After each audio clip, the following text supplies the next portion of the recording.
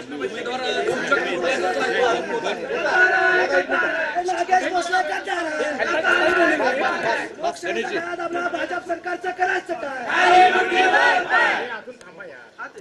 या ठिकाणी स्क्रुटिनी होती. विधान परिषदची इलेक्शन आहे. काल आमचा कॅन्डिडेट या ठिकाणी आमचा कॅन्डिडेट आदित्य फत्तेपूरकर महाविकास आघाडीकडून फॉर्म दिला.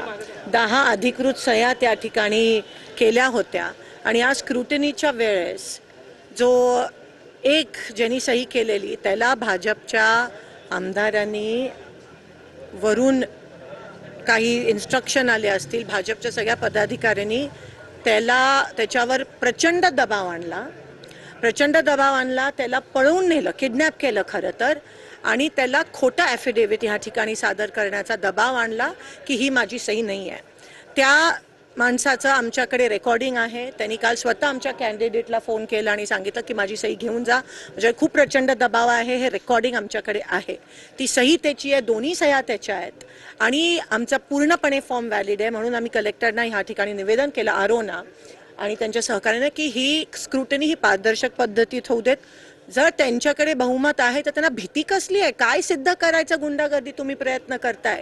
होऊ देत नाही इलेक्शन. एवढं काय तुम्ही खालच्या पातळीला जाऊन एवढा दबाव, दोन्ही ज्यांनी कॅन्डिडेटनी फॉर्म भरलेले त्यांच्यावर हा दबाव की एका सिग्नेटरीला इनव्हॅलिड करणं, म्हणजे किती गलिच्छ राजकारण आहे. लोकशाही पद्धतीत होऊ देत असं मी कलेक्टरना सांगितलं. तुम्ही कोणत्या पक्षासाठी सेवा नाही करत, तुम्ही देशासाठी सेवा करताय. हा भान ठेवून तुम्ही त्या पद्धतीत निकाल द्या. 20 वर्षापूर्वी जे होतं ते आता नाही आहे. आता प्रेशर आणून, दबाव आणून माणूस त्या ठिकाणी फिरतो, त्याचा निर्णय बदलतो. हे गृहीत धरून, हे नवीन सर्कमस्टन्सेस आहेत. आधी कोणत्याही रूल बुकमध्ये असं लिहिलं नव्हतं. म्हणून त्या पद्धतीने चौकटीच्या बाहेर जाऊन तुम्ही चौकशी करून निर्णय पारदर्शक पद्धतीत द्या आणि इलेक्शन होऊ देत.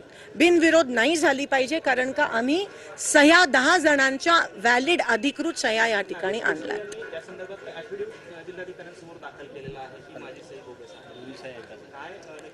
दोन्ही सह्या एकच आहेत. काल त्यांचं बोलणं झालं. आदित्य फत्तेपूरकरजींबरोबर ते गेले 25 वर्ष काम करतायत. लोकसभेत पण त्यांनी आमचं काम केलं होतं आणि आता दबावापोटी किडनॅप करून दबावाखाली आणून प्रचंड त्यांना एक प्रकारच्या धमक्या देऊन खोटा ॲफिडेव्हिट सादर करणं किती वेळ लागतो ह्याच्यामध्ये?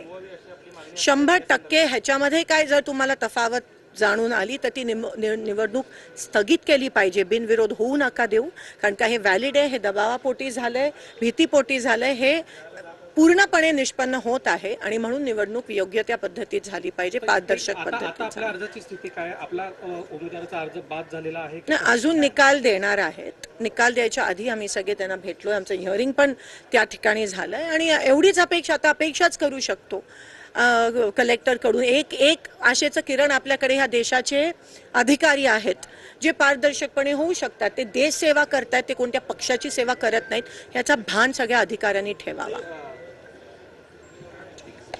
पाहतो या ठिकाणी खासदार प्रणिती शिंदे यांनी देखील आपली भूमिका जी आहे ती मांडलेली आहे आणि भाजपवरती आरोप केलेले आहेत की आमच्या उमेदवाराचा जो सूचक आहे त्याला या ठिकाणी फोडण्यात आलं. त्याच्यावर प्रचंड पैशाचा आणि दहशत जी आहे ते त्याच्यावर निर्माण करण्यात आली आणि त्या पद्धतीनं त्यांनी त्या संदर्भातले पुरावे आमच्याकडे आहेत की नागेश भोसले जे खरं तर सूचक होते आदित्य फत्तेपूरकर या काँग्रेसच्या उमेदवाराचे, त्यांचे पुरावे आहेत, त्यांचं कॉल रेकॉर्डिंग आहे.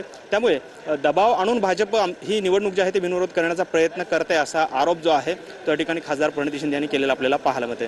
आपण पाहतोय खरं तर आदित्य फत्तेपूरकर यांच्या अर्जावर आक्षेप घेतल्यानंतर पुढील 2 तासांनंतर आता या संदर्भातला निकाल जो आहे तो समोर येणार आहे आणि त्यामुळेच भाजपने या ठिकाणी आमचा जो उमेदवार आहे काँग्रेसचा त्याच्या सूचकावर दबाव आणून ही निवडणूक बिनविरोध करण्याचा प्रयत्न केल्याचा आरोप जो आहे तो खासदार प्रणिती शिंदे यांनी केलेला आपल्याला पाहायला मिळतं. कॅमेरामन विनोद भातकरसह सागर सुरवसे, TVN मराठी, सोलापूर.